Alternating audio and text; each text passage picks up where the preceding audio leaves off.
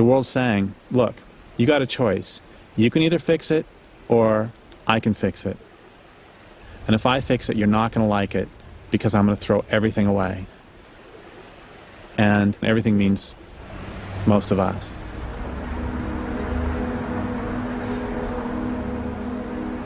We humans have been using energy for as long as we've been around. We extract energy from our environments in various ways. Food is the most basic form of energy, and then we exert energy into our environment by way of muscle power. We've been doing that for a very long time, and gradually using our intelligence, our opposable thumbs, language, all of these special gifts, we've been able to increase our ability to extract energy from the environment by way of fire, agriculture, harnessing animals to carts and sleds and all kinds of things.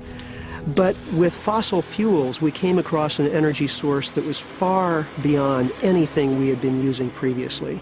Those of us who are alive today take fossil fuels for granted.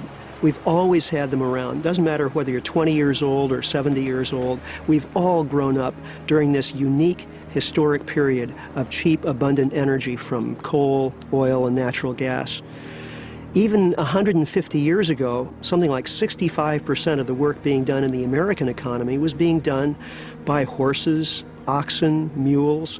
Another 18% or so was being done just by human muscle power, and the rest, less than 20% of the work getting done, was being done by fuel-fed machines. Now, virtually all the work is being done by fuel-fed machinery. The contribution of muscle power is virtually non-existent by comparison.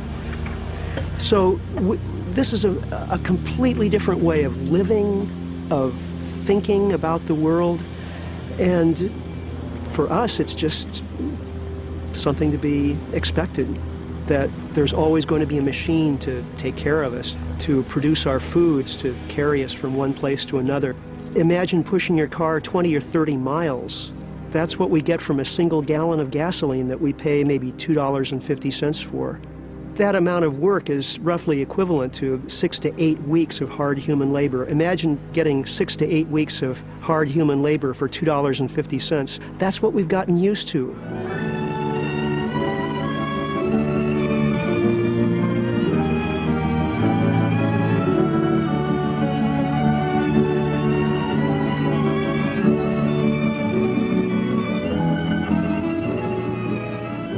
Some of the miracles of petroleum are familiar to us all. We know, for instance, that oil made possible one of the greatest inventions of history, the internal combustion engine, which gave us mastery over the air, meant mass transportation for the world, changed the face of continents, quickened the very pulse of civilization, provided man with an ease of living. We know, too, that oil is power for our factories. The machine age, which has given us a matchless standard of living, would grind to a stop if it were not for petroleum lubricants. Today it is difficult for you to look in any direction without seeing something made possible or made better with petroleum. At this very moment, you are looking at a film whose acetate base was made with petroleum. You can even hear oil. It's in the plastic in musical instruments. Chances are your day starts with oil. Synthetic glycerin in toothpaste or alcohol in your shaving lotion. On many modern farms, insecticides in powder form are being replaced by oil vapors and fogs that kill bugs fast, leave no harmful spray residue. The story of petroleum's place in food runs from the field to your refrigerator. Anhydrous ammonia, a refrigerant, has its place here. It quick freezes food as soon as it is packed, so that it reaches you crisp and fresh. Fuel oil furnishes us a safe, economical heat when burning in an automatic furnace in our homes. And it may surprise you to know the list of petroleum products around your living room. They're used in fabrics for the drapes, in paint on the walls, in gloss on the floors. Now let's look outside the home. Asphalt, which paves nearly 500,000 miles of thoroughfares in the United States. And when you get into your car, you're literally surrounded by oil. The plastic on the dashboard. The windshield is made shatterproof with transparent resin that serves as a binder. Modern medicine is aided by petroleum. Its derivatives are used in making penicillin, anesthetics, sedatives. Yes, day in and day out, the men of the laboratory work on, experimenting, testing, discovering. And the fruits of their labors are more wonderful, more practical than anything Aladdin ever produced with his fabulous lamp. Who knows what even greater achievements lie ahead in the incredible realm of petroleum.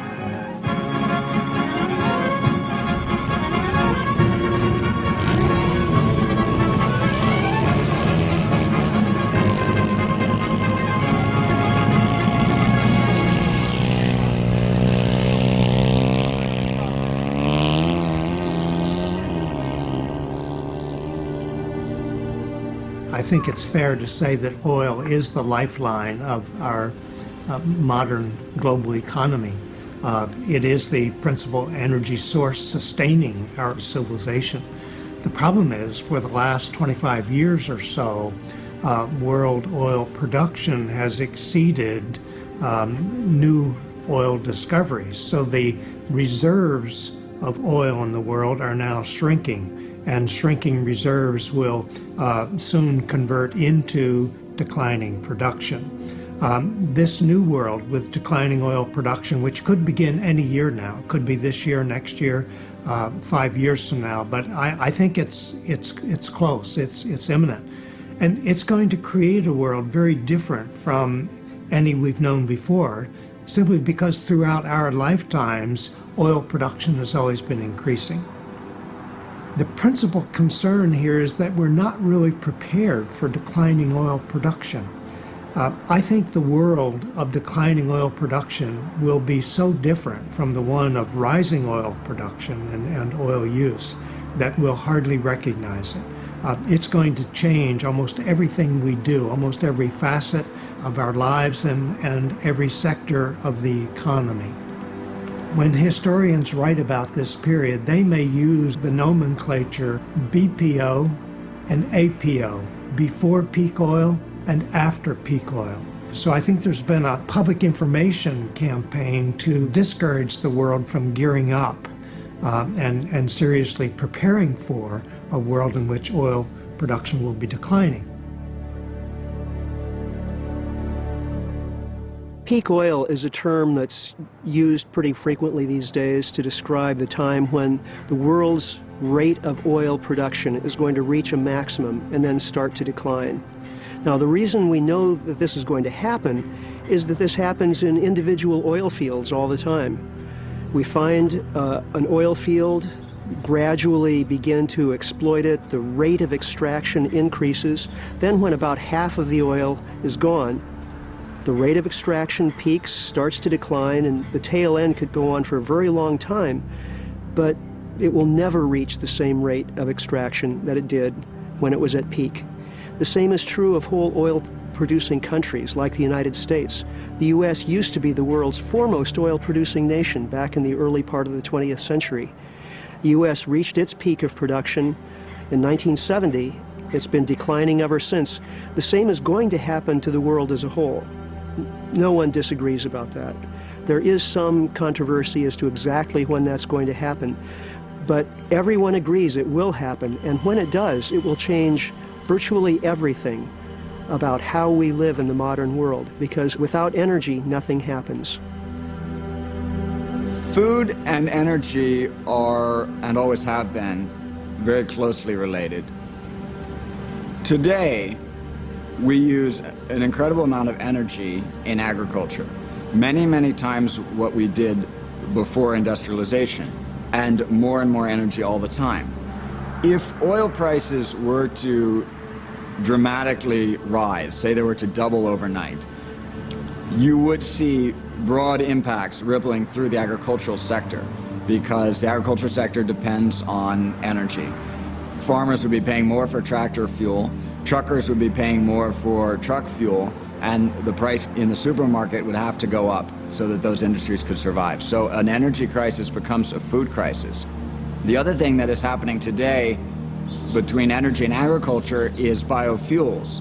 So for instance, in this country, we grow a lot of corn for ethanol, and as the cost of petroleum fuels rise, the competitiveness of the energy crops rises.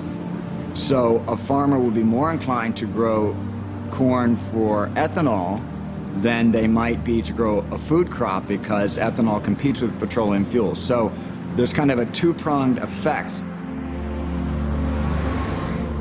Okay, why don't we understand the ecological facets of our predicament and of life in general? Is it just because we are preoccupied with our own personal interests, or is it something more serious than that? I think it's both. Obviously, when I get into the car and I start up the engine, I step on the gas and I go someplace, I don't most of the time think about all of the effort of all those people out there drilling oil wells and pumping oil out of the ground and shipping it to a refinery and producing gasoline. I just think of where I'm going and the pleasure I'm going to have, or the purchase I'm going to make, or whatever. So preoccupation with the routines of life is, of course, a major obstacle to people thinking the things that it's becoming increasingly important that people do think about.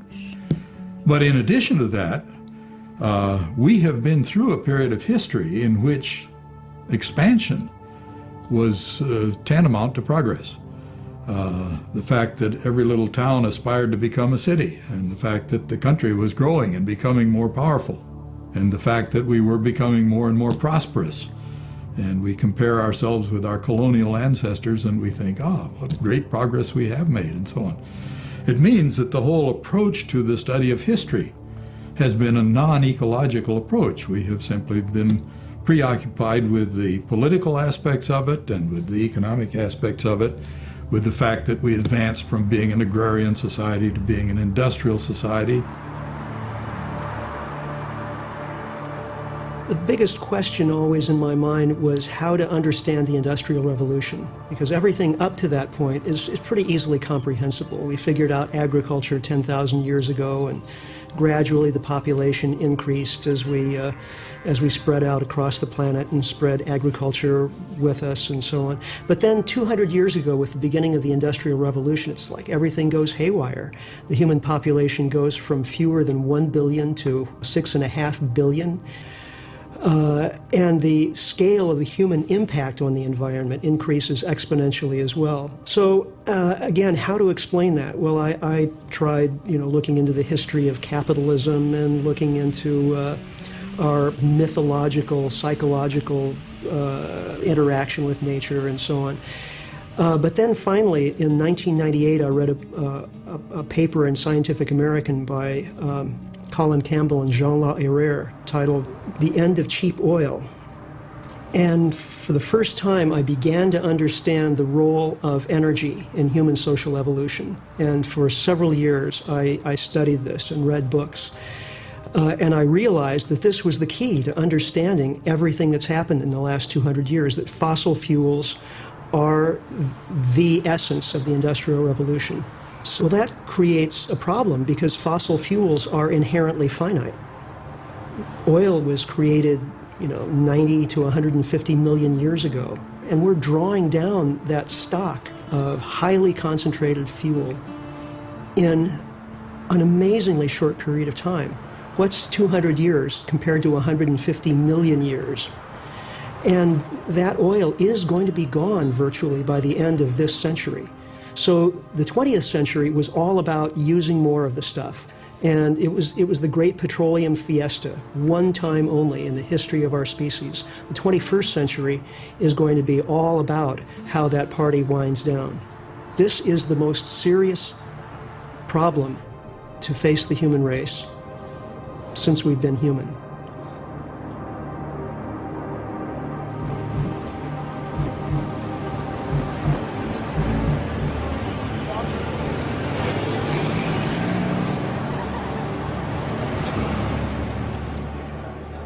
In our country, we are pretty good at responding to crises. We are not very good at avoiding crises. I just think what we're doing is unconscionable. We're trying to find more and more ways to continue pigging out on energy, rather than recognizing that it is finite. There's only a limited amount left. we got to save something for our kids and our grandkids. 33 of the 48 top oil-producing countries have already peaked. Self-evident, right? Yeah. Okay, And great. it's All right, pretty thank good you. evidence that the peak is, Dr. DeVay's things just past, or imminent. And we, above all the other cultures in the world, are going to be most challenged by this, by the necessity of transitioning from the fossil fuels to renewables. And we will transition, either on our timetable or on geology's timetable. In the 5,000 years of recorded history, the age of oil will be just a blip, about 300 years, more or less. Then what? Then what? We're enormously smarter than we were before, and I think we can live happier and more of us than we had living before the age of oil. But I don't think it's going to be 7 billion people. To really do something to mitigate the consequences, we would have to have started 20 years ago. If you wait until you're in the crisis, your options are very limited. And my hope is that our leadership will step forward and do the kind of thing that we're doing. They just point to the statistics.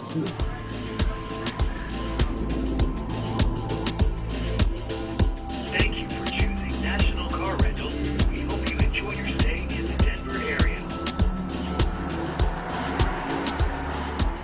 In general, people are innumerate, which is the mathematical equivalent of illiteracy. No matter how you cut it, young people today, you folks, you're going to see the peak of world oil production. And you got to ask, okay, what is life going to be like when we have declining world production, have growing world population, and growing world per capita demand for oil? What's going to happen? Well, I think the only thing you can say with some reasonable assurance is that prices are going to go up. And I think the recent price increases that we have seen for liquid petroleum are just a harbinger of this, that it's on its way. Now, the price goes up and down. It's, again, a noisy system. It fluctuates. There's a big hurricane in the Gulf of Mexico, takes out some of the production platforms. Price goes way up, and then production recovers and prices come back down.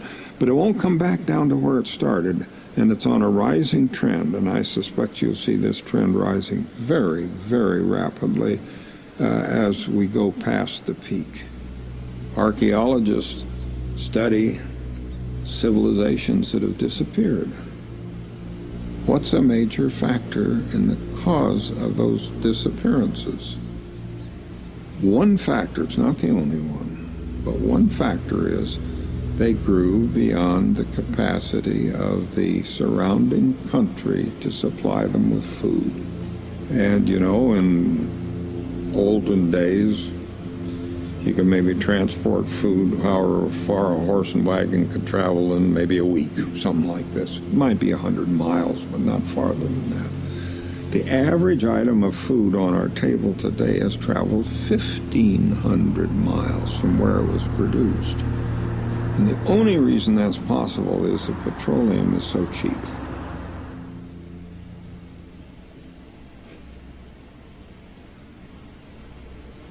So petroleum, and we have to ask now, what's going to happen as the world goes over the top peak and petroleum starts its inevitable decline, production decline towards zero?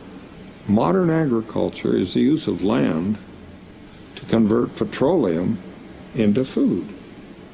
This isn't high-level mathematics. This isn't rocket science. This is just plain common sense, and it's universally rejected by the business community, the commercial community, the political communities.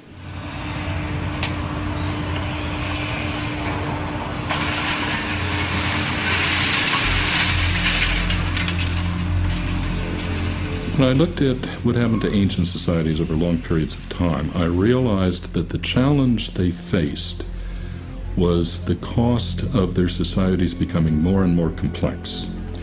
As these societies faced problems, whether it was problems of external enemies or problems of managing their own environment, they would tend to develop more complex institutions. Very often this meant a larger military, a larger government, more control over their people, and these societies tended to tax their citizens more heavily to pay for their complex problem solving. Well, this had lessons for today, obviously, because we have the most complex institutions of problem solving that have existed on Earth, that humanity has ever developed. The difficulty with complexity is that it always costs. Whether we are talking about organisms as they evolve to become more complex, or societies as they evolve to become more complex. In past societies, the problem was that complexity would increase beyond the point that was sustainable with the solar energy that ultimately supported them. We have to remember that they didn't have the fossil fuel energy we have today. So ultimately they reached the point where the complexity of their societies could not be sustained on the basis of solar energy, on the basis of agriculture. When I look at the industrialized world today and try to project how it might develop over the next few decades, what I see are a large number of very expensive problems converging at once. We have not only the problem of energy that is so prominent today, but we have problems involving such things as an aging population and funding the pensions for the people of my generation. We have problems of decaying infrastructure that needs to be maintained and replaced. We have the continuing problems of very high military costs. In ancient societies that I've studied, for example, the Roman Empire, a great problem that they faced was when they would have to incur very high costs just to maintain the status quo. Invest very high amounts in solving problems that don't yield a net positive return, but instead simply allow them to maintain what they've already got. This decreases the net benefit of being a complex society, and so ultimately it was very costly to be the Roman Empire, and it was no longer worthwhile.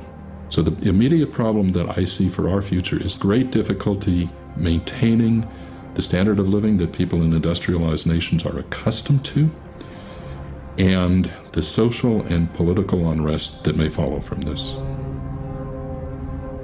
We have an energy problem in the United States, without any question. With a little over 4% of the world's population, we're burning 25% of the world's fuel. And that's terrible, in my personal view. In addition, you can see how far out of balance we are with our ecosystem. If you look at the total number of solar energy that is collected by all agriculture, all forestry, lawns, and everything else in the U.S., all of that solar energy that's captured totals less than 1/2 of what we're burning as fossil energy. And we can't continue to do that. And a lot of that energy we're actually using. I mean, our foods are counted in that. Our forest products are counted in that. And so we just can't take that so-called 50% and use it elsewhere, which, of course, some people are proposing with ethanol and biodiesel, but it can't be done and still feed the U.S. population and so forth. There was a time when human populations were virtually unaware of the fact that they were increasing, when the increase was not noticeable within a lifespan. Now it's not only noticeable, but it's appalling. There are 3 times as many people on this planet now as there were when they launched me. And this is the first time that that's ever been possible for people to say that. Then we've also, in addition to becoming more numerous, we have become more voracious by developing all of this technology that makes use of energy from fossil fuels as well as from moving air and moving water and so on. So that we have, in effect, changed ourselves from one kind of species into another. Homo sapiens is the name that was given to our species by Linnaeus when he was classifying species. Man the wise, ostensibly. I think we've been converted to a new kind of species that I call Homo colossus, because we are no longer just this little 2-legged mammal that with its own muscle power can do things. We have all of this machinery that can use the power from fossil fuels in great quantities to do things that our own bodily apparatus could never have done, or that even large numbers of us together couldn't quite do. So we are colossal in our impacts. We've become a race of giants by virtue of our use of this energy-consuming apparatus that we have.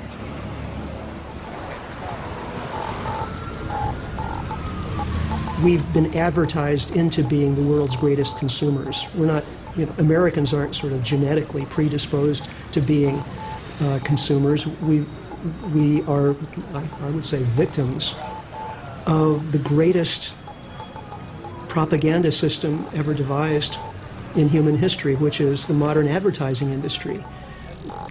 Something like $200 billion a year spent to convince us to buy, use, and consume, and we've gotten to think of this as normal. Growth is normal. We've experienced it for the past couple of hundred years, and we project that into the future and think that this is normal life. Well, there's nothing normal about it. The United States of America is where everything gets sold. More or less 1 out of a little over every $3 privately spent on consumption in the whole world is being spent here in the United States. That's kind of staggering. Our job in the world is to buy everything. So we have 4.5% of the world's population, and we do a little more than 30% of the world's private consumption. And the global economy relies on the United States as the consumption point. So more or less, when we ran out of our own money, they were happy and in fact had to lend us our own money back to keep buying, because there's no other place for the world to produce, export to, and have do all that consumption. We are that place. In the weird specialization of the modern, post-1970s international economy, we're the consumer of first, last resort for a significant portion of the world. And so they'll loan to us so long as we'll borrow, so long as we'll spend, so they can keep producing. You've got an entire generation that has been brought up in a completely artificial environment where their beliefs have been shaped by television, which is designed to sell things like huge SUVs, and then by movies, which are completely disconnected from reality, particularly here in Western culture, where the good guys always win and there's always a happy ending, and so on and so forth. And I don't think they understand that everything we do revolves around consuming massive amounts of oil. All our food, transportation, most of our jobs or social niches that we occupy all revolve around consuming massive amounts of oil. So once you're aware that, well, the oil is going to become very scarce, a lot of these social niches are going to disappear, a lot of these things that we take for granted are going to severely contract or go away altogether, and yet you're living in it right now and nobody else really seems to be too concerned about it, the cognitive dissonance, it can be pretty severe. Because in America, we're not citizens, we're consumers. So all we relate to is celebrities and the media, and I do think it's sort of on purpose, because if you're an automobile manufacturer and television station A starts running all these programs about all the economic and energetic and environmental issues we're facing, they're not going to get as high a return on investment as they would if they sell ads on another television station that's talking about how wonderful everything is, or is only talking about celebrity this and celebrity that. So it's sort of, I don't know that there's anybody sitting around planning. I wouldn't be surprised if there is, but it sort of works out that way, that what tends to sell stuff the most happens to be stuff that also turns the viewer into a bumbling idiot. Many people ask me, we're a smart country. How could we be this dumb? How could we allow this to go on? It's one thing to have it happen, we all learn, but since the 1950s or 60s, we've understood about the harms of oil and the harms of tailpipe emissions. How could we continue to allow this to happen? And I have a two-word answer. It's politics and lies. The politics are pretty straightforward. As I lay out in my book, over the last 10 or 12 years, oil and auto companies have spent $186 million on campaign contributions at the federal level. And that's for Congress and the President. And for every one of those $186 million, they've gotten back $1,000 in tax breaks and other subsidies. So I think if you could invest $1 in something and get back $1,000, you'd keep doing it. So that's the politics part of it. The lies part of it is that going back to the 1950s, under increasing pressure from regulators, including many right here in California at that time, the auto companies got together and they said, you know what, we'll check our competition at the door on this one issue about smog coming from our tailpipes. And we'll work together with the Automobile Alliance that we're now going to create to make sure that our products are safe when used as directed. In fact, they boasted that if there was any harmful emission coming from tailpipes, that they could engineer that out of all of their vehicles within one model year. And of course, the record shows they formed the Automobile Alliance to do the exact opposite, to lie to regulators, to lie to the public, to conceal the true science of the harms of their products, and to stifle the production of alternatives to their products. Oil and auto companies got together and conspired to kill the electric car, to stifle the development of other alternative technologies that might have brought us cleaner, safer products over these years. This faulty premise that we can always keep expanding human population and human consumption of resources, how does that perpetuate? I think what happens is this, is essentially you have this physical reality based upon the availability of fossil fuel energy, which essentially allows us to raise our short-term carrying capacity of the planet tremendously. We are able to now organize the resources of our planet to support more and more people and more consumptive lifestyles, to a point where it's gone on for so long and we've met so many challenges that in its essence we developed a culture that reinforces the idea that there are no real consequences to our actions, because even if there's a short-term problem, we will have the ingenuity and the ability to solve it. The society in general then has generation after generation going back with that belief system and those set of expectations. And so to be able to turn that around when all anyone who's alive today can see is just, you know, this era of human progress that goes back into the past and they assume is going to stretch out to the future and is embedded in the laws and the habits that people have. It's just sort of a positive feedback loop.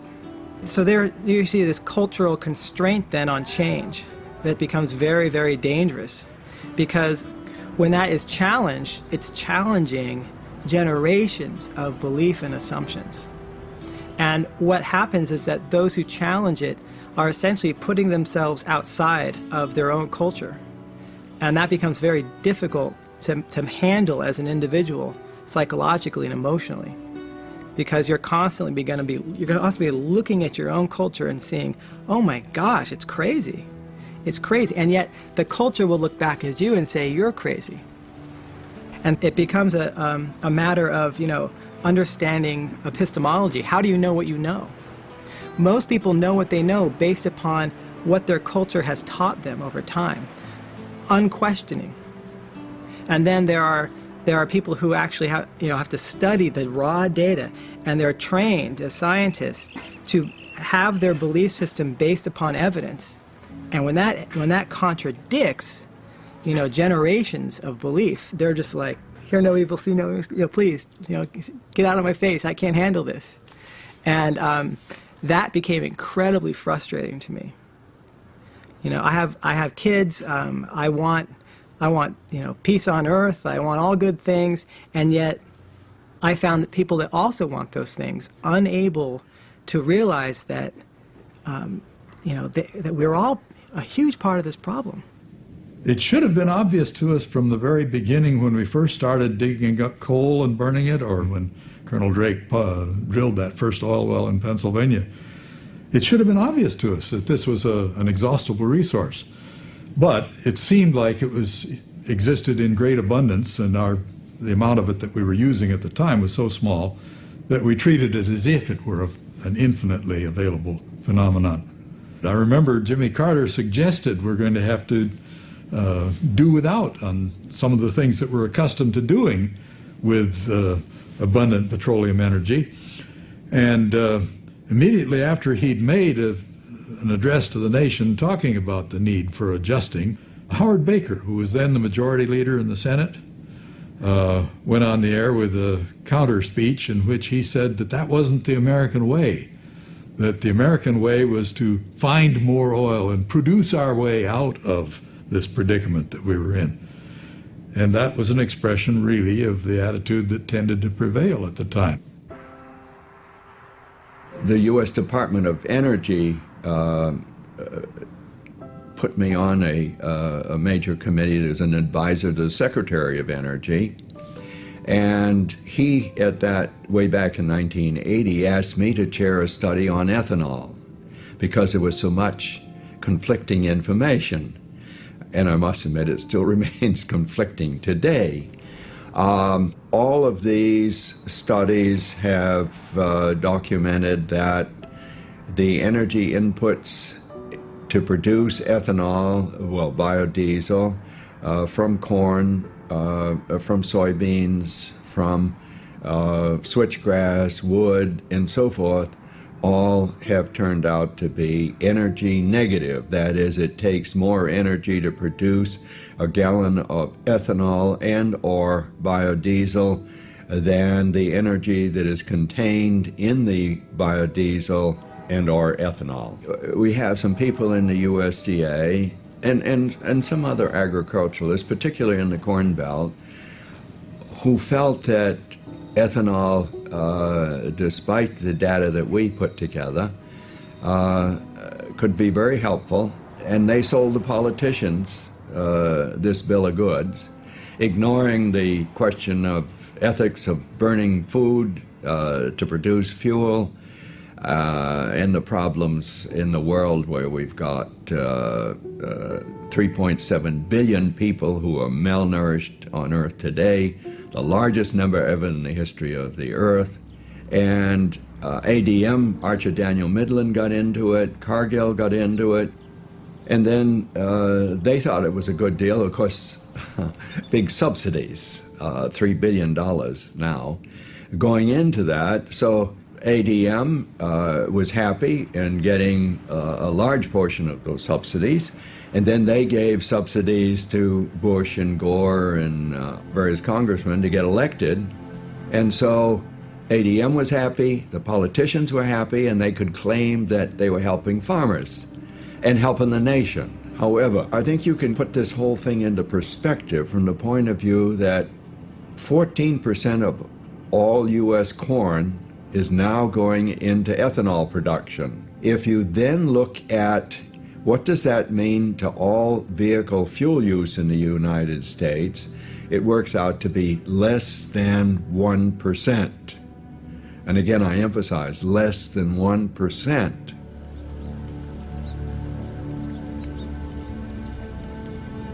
There's plenty of interest in this society that would like to keep anyone from ever finding out anything about this. I mean, the fossil fuel industry spent most of the last 15 years funding every absurd disinformation campaign they could think of, and fairly successfully.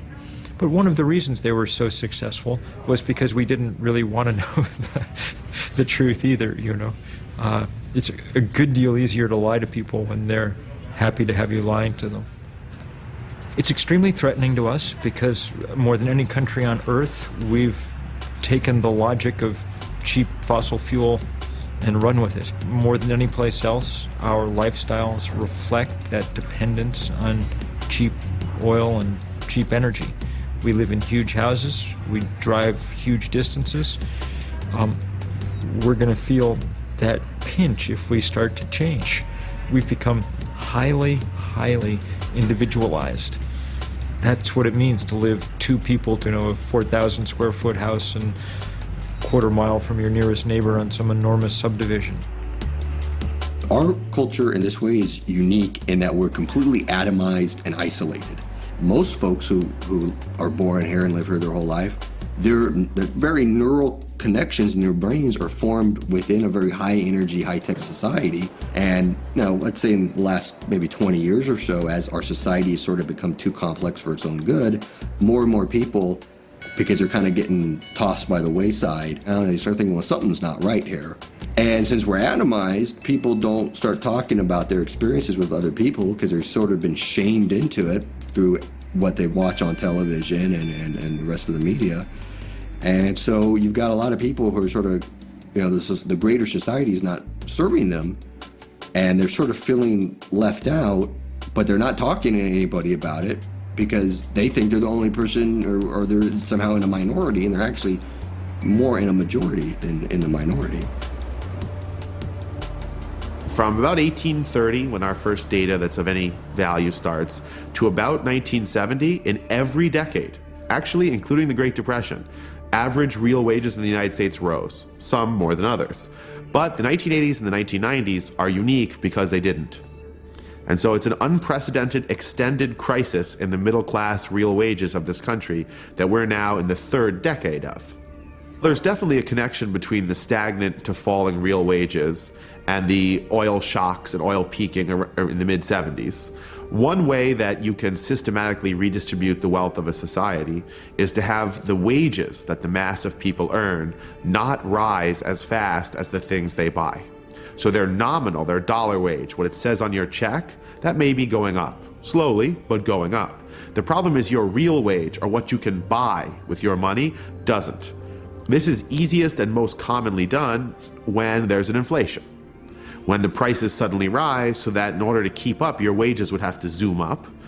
But when we suddenly have a surge in prices, which we did in the mid-70s with oil, it's very rare to see a whole lot of big wage increases because corporations are pinched by the rising cost of energy. And this pushes down what people's wages can buy. So the long, serious decline in the average wage for the average American began with the oil shocks and the inflation there, and it never really recovered. There have been some good years, but in fact, cheap imported goods and debt are the single two biggest supports of the average American's material standard of living. Anything that interferes with the ability of Americans to continue to go deeper into debt or to get cheap, undervalued imported goods will immediately and probably painfully lower the material standard of living of American middle and lower classes. So they are dependent on that. If Chinese goods were to double or triple in price, millions and millions of Americans would face a situation very rapidly where they could no longer afford the basic housewares, clothing, and items that they buy all the time. Particularly at a place like Walmart, which is basically the distribution arm of the People's Republic of China. Most of the assumptions that our society runs on are false. The major ones, the ones that we use to guide our planning. And these then lead to habits that we have that lead to very unsustainable lifestyle. We've got a front end and a back end. And the front end goes in resources and the back end comes out waste. And that transformation that happens in our bodies is what allows us to develop and grow. But as an individual, we all reach a certain growth phase where we reach maturation and then we decline. In our economic system, it's the same thing. There are resource inputs to our whole economy. Every widget and gizmo you hold has stuff going into it that got mined from the earth and transported to a factory and turned into something that we now use. And all that produces waste. And that waste we call pollution. So we have this economic system which has resources going in, pollution going out, and the assumption is they can always get bigger. And the problem with that is impossible, absolutely physically impossible. And yet we set up our institutional frameworks, our financial frameworks, and our habits and expectations as individuals based upon the availability of fossil fuel energy. And so we developed a culture that reinforces the idea that we can always get more.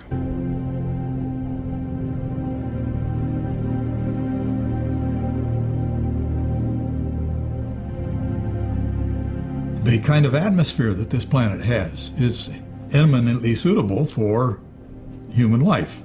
1/5 oxygen and 4/5 nitrogen, and then traces of other gases. But some of those trace gases are becoming more abundant than they used to be. And so we have now the greenhouse effect in greater quantity. We have more carbon dioxide than we used to have. And we have some other greenhouse gases that are accumulating that are making the climate of the planet get warmer, which is going to change the distribution of various other species over the surface of the planet. Where you can grow crops is going to change, and we're beginning to kill off some of the life in places that we have been accustomed to interacting with existing species, both on land and in the oceans. We're not only overfishing the oceans, but as they warm up, there are certain species of sea life that will no longer thrive. There are these examples of other species of creatures that exist in finite environments with finite quantities of the resources that they need and finite disposal space and so on. And we can learn from the kind of experience that they have. And one good example is the wine vat, in which the juice from grapes, or some other kind of fruit for that matter, is fermented and turned into wine by the life processes of microorganisms. A form of yeast will do this.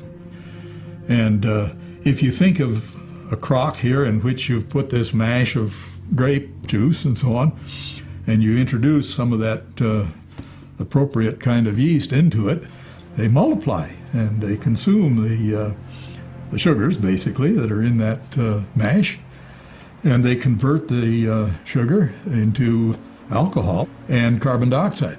And the alcohol and the carbon dioxide mostly accumulate, and eventually the concentration of those byproducts of life becomes so great that it kills the yeast cells. So what was at the outset a marvelous, unspoiled environment in which they could proliferate and really live it up becomes an environment in which they can no longer exist.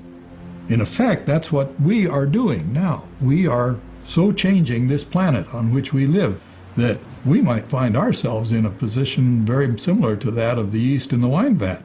So we're not going to like it, but eventually the population of this planet is going to be a whole lot less than 6 billion. The question that we face is, will it come about through voluntary or involuntary means? If it comes about by involuntary means, how horrendous are those involuntary means going to be?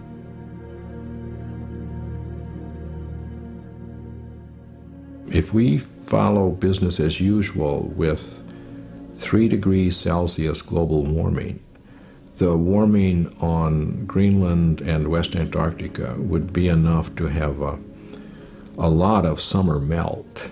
And once the ice sheets start to soften up and begin to move, we could get sea level changes of several meters in a century.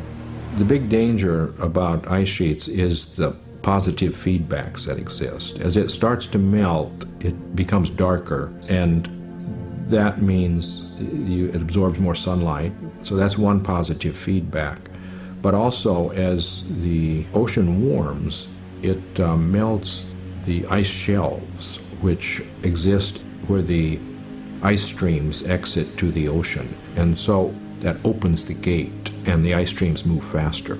And it lowers the surface, and that makes the surface warmer. And as sea level rises, that will lift the ice at the mouth of the ice streams, and especially West Antarctica. So that tends to unhinge the ice. So there's the danger that these positive feedbacks will cause a situation that begins to run under its own power and just runs out of our control, and we end up with sea level rise of several meters, or even conceivably 25 meters, and that would be a global disaster of unprecedented proportions. So the question is, do we want to preserve a planet that resembles the one that we inherited from our ancestors? And if we do want to preserve that planet, then there are going to have to be some changes made in the way that we use energy, the rate that we use energy, and the fuels that we use for it.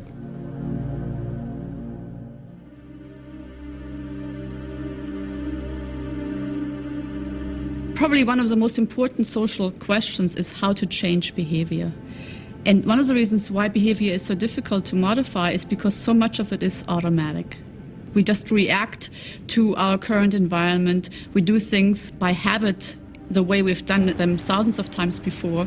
If you think about making decisions to change your consumption patterns in order to provide a better environment for future generations, in order to reduce sort of CO2 emissions, that involves trade-offs between sort of getting benefits now and getting other types of benefits later. One thing that you find is that people are incredibly impatient as soon as one of the options allows for immediate consumption, immediate receipt of something that they value. So a blind spot is something to which we don't pay attention because it's oftentimes removed from us either in time or in space, and therefore it doesn't threaten us in any immediate way.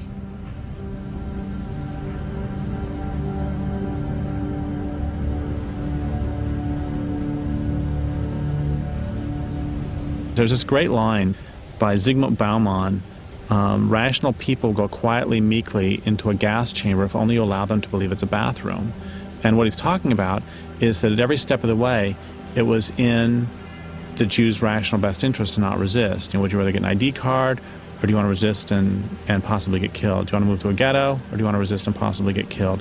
Do you want to get on a cattle car, or do you want to resist and possibly get killed? Do you want to take a shower, or do you want to resist and possibly get killed? At every step of the way, it was in their rational best interest to not resist. But that's all based on this whole system of make-believe. You have to make believe that what you know is going to happen to you is not going to happen to you. The same thing is happening today. I mean, Zygmunt Bauman says that rational people go quietly, meekly into a gas chamber if only you allow them to believe it's a bathroom. And I'll say that rational people go quietly, meekly to the end of the world if only you allow them to believe that buying energy-saving bulbs is going to save the day. So we have all this, and we see this in personal relationships too, in abusive relationships. You see, if somebody's in an abusive relationship, they see one little bit of change. It's like, okay, now things are okay, and then they're not okay again. But they see one little bit of movement. Now things are okay, and they keep doing this again and again. They have to make believe constantly in order to maintain their place in this wretched relationship. And we have to do it too. We have to make believe that the planet isn't being killed. We have to make believe that money equates to happiness. We have to make believe that you can have infinite growth on a finite planet. I mean, we could list out, dozens of these ways. We have to make believe that the age of oil is going to go on forever. We have to make believe that the people who are living in toxic hell because of oil refineries, that they don't exist. We have to make believe that you can kill a planet and live on it too.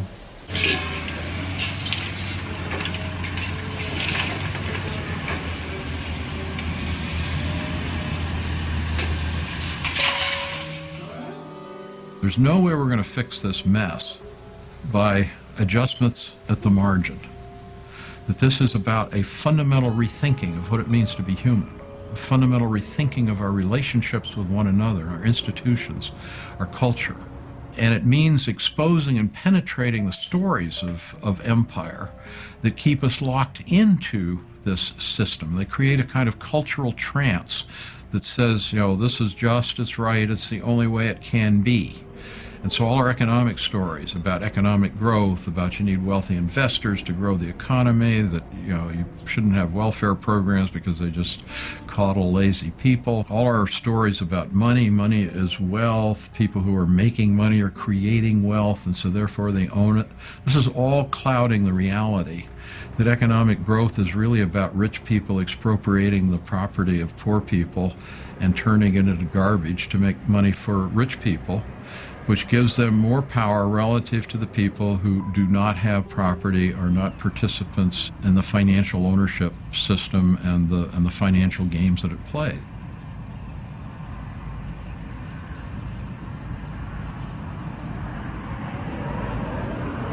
It's always hard to figure out to what extent global economic change is planned and strategized, and to what extent it sort of emerges as a trend that we who do economics impose on a chaos.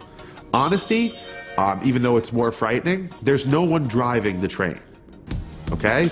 We're all on the train is moving fast, and we're not even sure where the rails start and stop. So even though it might be disappointing, because some people think in terms more of conspiracy and cabal, I think that it's more chaotic and in some ways more frightening than that. And to the extent that the world is opened up to the market economy, which occurs pretty consistently since the mid-70s, and then really rapidly what I would call the decade of triumph, the 1990s, which was also the stock market boom, the end of the Soviet Union and Eastern Europe. It really took on this heady kind of triumphalism. This is the market economy. You don't have to worry. The market takes care of it. Whatever the market suggests is both right, profitable, moral, and appropriate and efficient. And so just go with it because you know it will take you to a good place. And for many people, it did. It really depends on who you are, right? So unfortunately, saying how will we survive it, how do we handle it, how do we see it, is difficult because it becomes hard to sustain the we. Different interests, different benefits, different costs.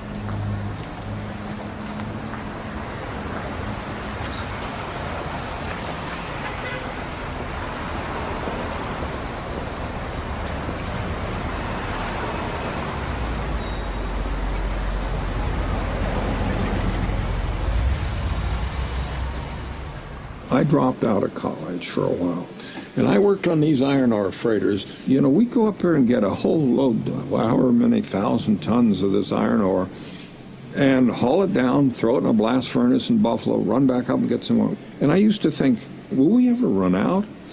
And I can remember saying to myself, well, Al, you're just a dishwasher.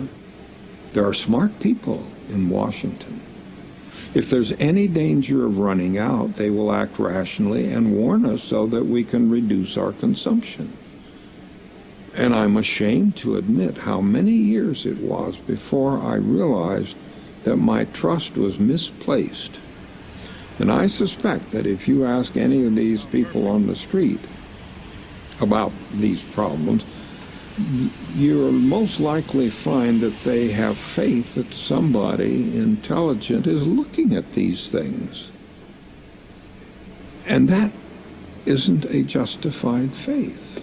We have to do our own thinking for ourselves. We can't let other people do our thinking for us, because a lot of people have ulterior motives, and they'll try to steer us in the wrong direction. A lot of them don't know what's going on, even though they're in positions of power. The thing that we miss in this country is a national leader in the White House who will go up and say, hey, this is a problem. Look at the numbers. We need to have 2 years to have a national dialogue on the question, what should our future be in order to live within the resources that we have, and to have a good future for everybody. And out of this 2 years of dialogue from coast to coast with political leaders and leaders in all aspects of life, we're going to try to come down with some kind of a reasonable policy statement that we'll use for guidance. We could have seen some experiences that we had as indicators of our new condition, and we didn't see them because we interpreted them very differently. Let me give the very specific example of the Great Depression of the 1930s, when the economic system went haywire. Banks were closed, people were suddenly without their funds, people were out of jobs, massive unemployment and so on. And so in spite of the fact that we had these means of production, of producing ample supplies of the goods that people wanted and so on, we weren't, because of shutdown of factories. And the farms were producing what they defined as a surplus, but it wasn't a surplus in the sense that there was more than people really needed or wanted, but more than people could buy, because we were suddenly without funds and so on, with the banks closing, with the stock market crash and all that sort of thing. If we had seen that not just as an economic crisis, but had seen it as, this is what happens, folks, when you don't have access to the resources that you've grown accustomed to using or have grown accustomed to needing, that your lifestyle depends upon, then we could have seen it as a foretaste of what would come later when we had genuinely overshot real carrying capacity. In the future, I think it is necessary that we have greater energy efficiency in the technology that we use, but that alone is not going to be enough to get us past a peak oil crisis. We have heard much about the possibility of finding a transitional liquid fuels. to get us through what will apparently be a growing gap between demand and production. What we have not heard is something called the Jevons paradox. William Henry Jevons was an English economist who wrote in the mid-19th century. He said that when you increase efficiency in the use of a resource, ultimately more of the resource gets used than ever before. In the United States, after the oil crises of the 1970s, enough people switched to driving more energy-efficient vehicles that the price of oil came down and people drove more than they ever did before. And so that ended up using more energy than had been used previously. And ultimately, we live with the repercussions of that today. For many decades, we've had air pollution control, and especially here in California, where we have a state air resources board that sets standards for things like cars, and local air quality management districts. So here in Los Angeles, where we have some of the most polluted air on Earth, we created regulations which by the year 1990 roughly had ended most of the stage 1 smog alerts, let alone more severe ones, stage 2 and stage 3. But then in the beginning of the 1990s, and obviously as we progressed closer to into the 2000s, we find more people driving SUVs and driving more miles and sitting on clogged freeways for many more hours a day. So all of that has conspired to put many of the pollutants back in the air, even though each car may be cleaner. There's so many more, and it's spending so many more hours combusting the fuel, that it has led to stage 1 smog alerts coming back.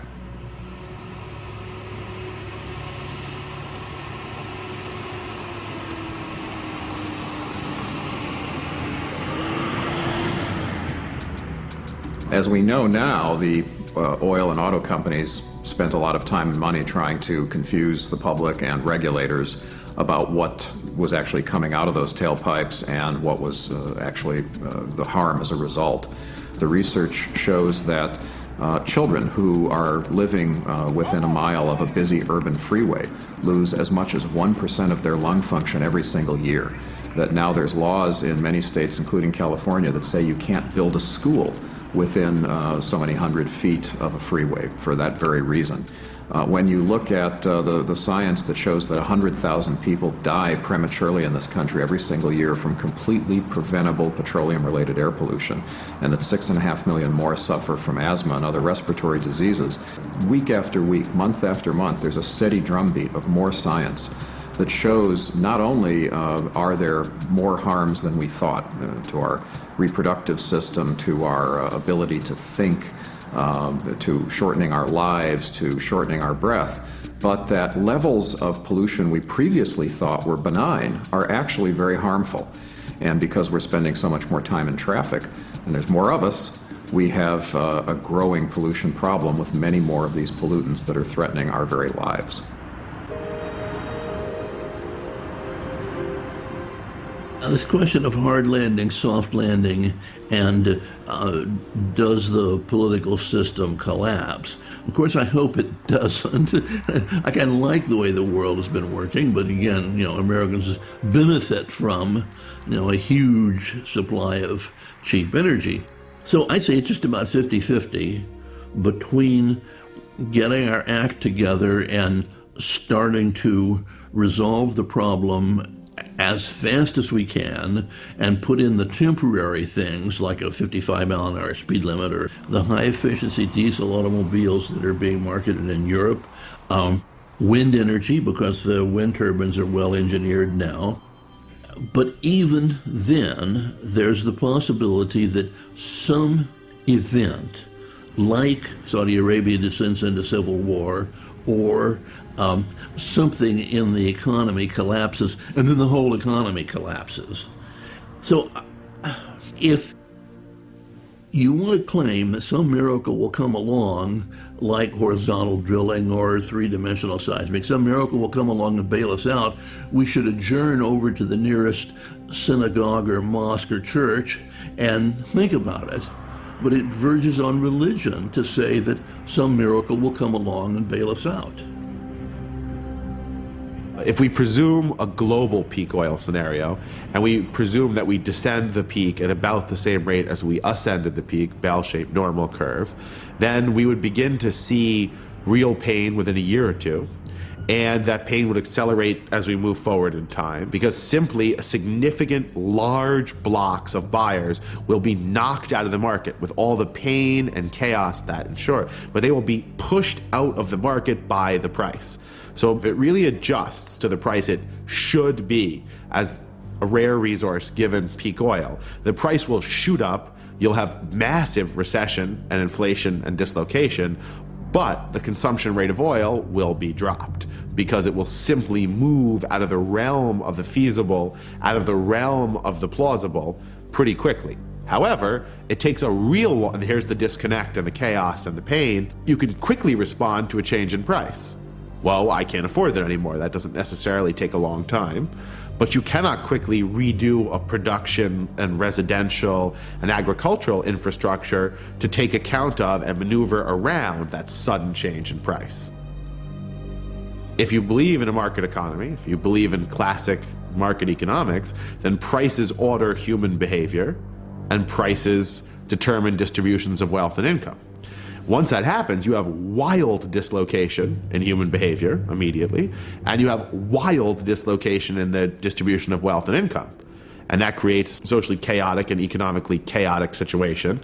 It creates recession and inflation together, terrible combination called a stagflation often in economics, because the way we battle inflation is usually with a recession, and the way we battle recession is with inflationary policies. So all the policies we have as economists to deal with economic trouble basically systematically fail in a stagflation, when you have a decrease in economic activity but a sharp increase in price. That is the point, the kind of conditions under which classic economic policy making is a total failure.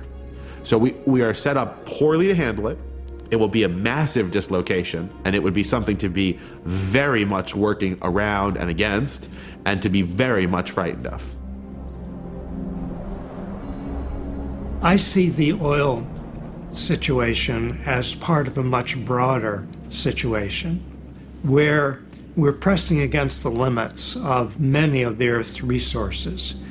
We see this now in commodity market prices, for example. We see it in copper prices. We see it in platinum prices. I mean, platinum is now worth almost twice as much as gold. It's an industrial commodity, but it's a very scarce one. I could go through a long list, but I'm concerned about how we're pressing against the limits of all of the Earth's resources, both renewable and non-renewable. I'm concerned about the water situation and the extent to which we're overpumping aquifers around the world. Half the world's people live in countries now where water tables are falling and wells are starting to go dry. I'm concerned about the excessive demands on forests.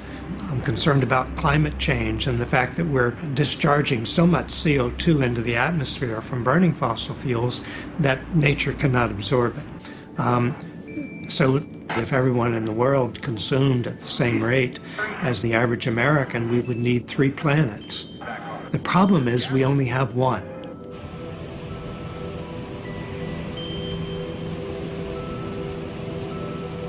In some respects, I think population is one of the worst problems we have in the world today, certainly one of the worst environmental problems, because almost anything else we try to tackle, whether it's pollution or climate change or dependence on fossil fuels, we can make incremental gains along the way, but then as the human population grows, it just wipes out anything we do. And then, of course, having those extra mouths to feed is ultimately a problem, because the Earth is a finite sphere, and global food production is going to be peaking very soon. Already, per capita, global grain production has peaked and is declining. So the responsible thing to do would be to rein in the human population. Gradually, over time, using all the most humane methods, increasing levels of education, making birth control methods more readily and cheaply available around the world, But it may be too late for that. It's going to take decades to turn around the problem of global human population. One of the ways that you can tell, one of the sectors where you can see most easily how fossil fuel has transformed our way of life in this country is when you consider that a century ago, half of Americans were farmers. Now that number is under 1%. The Census Bureau no longer, you can't even check off farmer as one of your occupations because there aren't enough people to make it worth them listing it. There's a lot more people in prison than working on the farm. In the first place, there's a lot of people who would like to work on the farm and have been chased off it by the endless commercialization of agriculture. But in any event, what's impossible is continuing to spend 30 calories of fossil energy to bring 1 calorie of lettuce from California back to the East Coast. We've substituted oil for people. That's what's happened. Between big tractors and synthetic fertilizer, we have lots of oil doing the work of lots of people. That's had some benefits. We have incredible amount of cheap food. But as we've begun to understand even in the last few years, even that's not the greatest benefit in the world. It's one reason that Americans are now fat and, we have too much of that stuff. So we're going to have to stop taking for granted our use of energy. On the one hand, at least as it comes to oil, it's not going to be there anymore. We're beginning to run out, and it's not going to be at the very least cheap anymore. And with climate change, we have to accept that we can't keep burning any of these fossil fuel sources with the same intensities that we have. We can't just switch from oil to coal to deal with peak oil because that'll overwhelm our atmosphere, which is already being overwhelmed. So all these things break at once, and they're all part of this larger problem. There is a much larger story here about the deeper causes of the crisis that we're in. And this is the story of how humanity turned from partnership relations to organization by dominator hierarchy.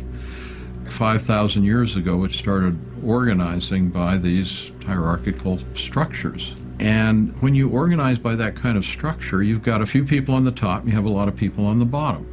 And there's a huge disparity between those. So it creates an enormous competition for the positions of power.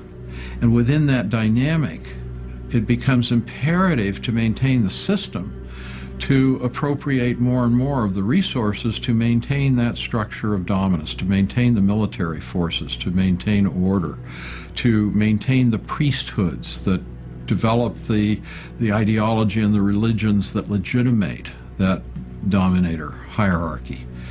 And then you begin to realize that that whole pattern is played out throughout 5,000 years, and it evolved through originally the city-states and then the nation-states, and now we see the melding of the corporation and state power, and all to maintain that dominator hierarchy by violence, by extreme violence. There are two nightmare situations. One of them is that when those in power start to see their power slip, whether through external invasion or internal revolution or through ecological collapse, they'll just nuke the world. They'll destroy the world instead of losing their power. I think that's very, very possible.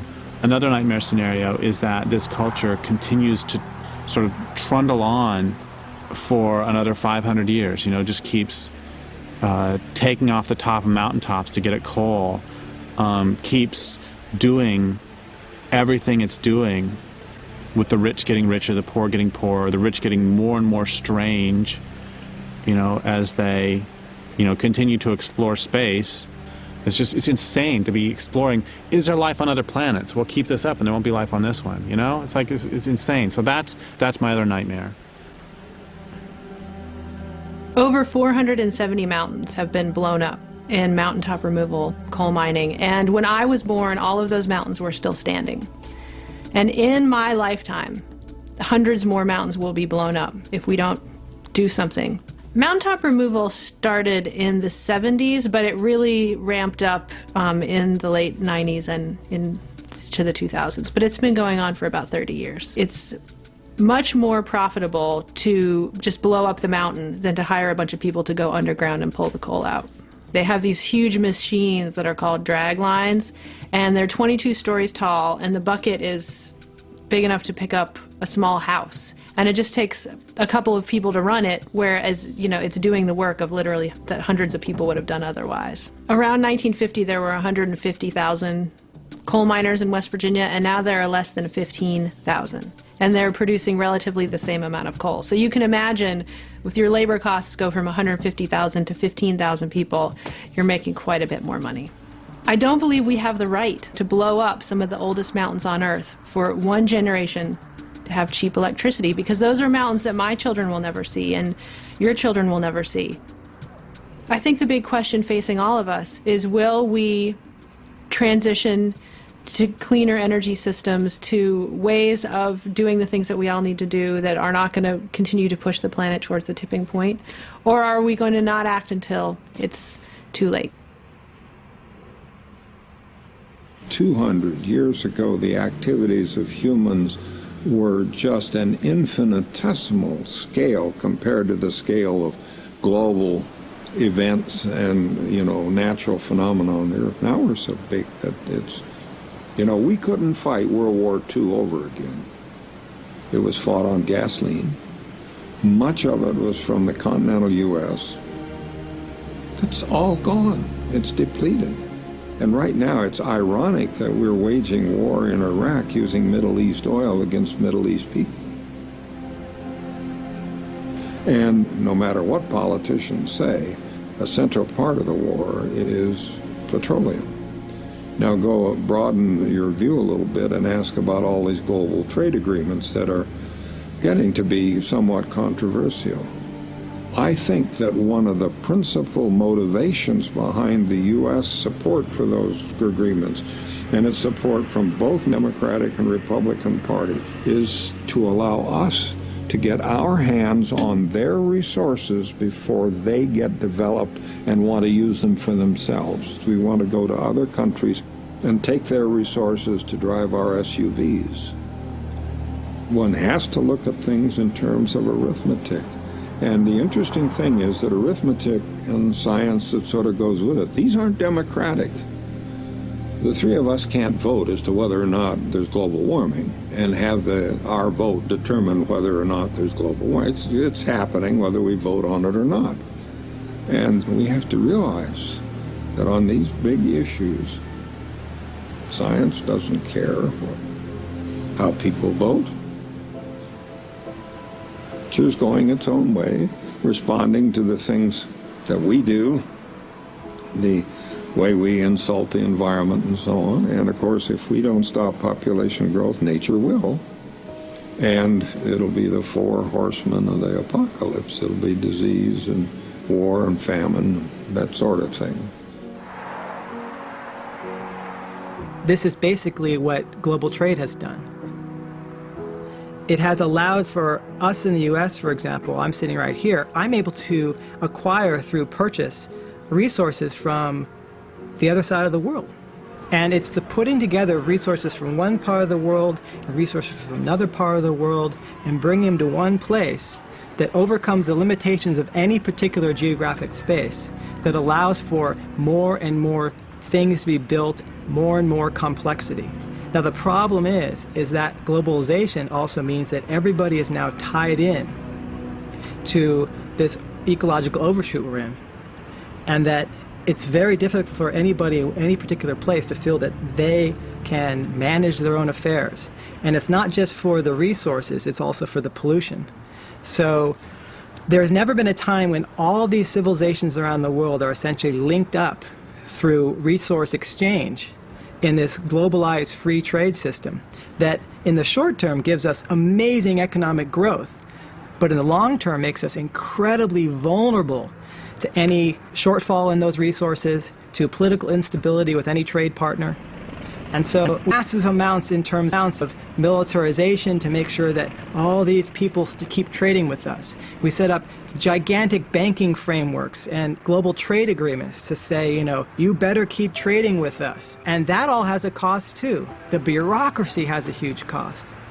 So this added complexity has diminishing returns, and at some point we actually are going to need to simplify our management, the size, location, with the capacity of the planet.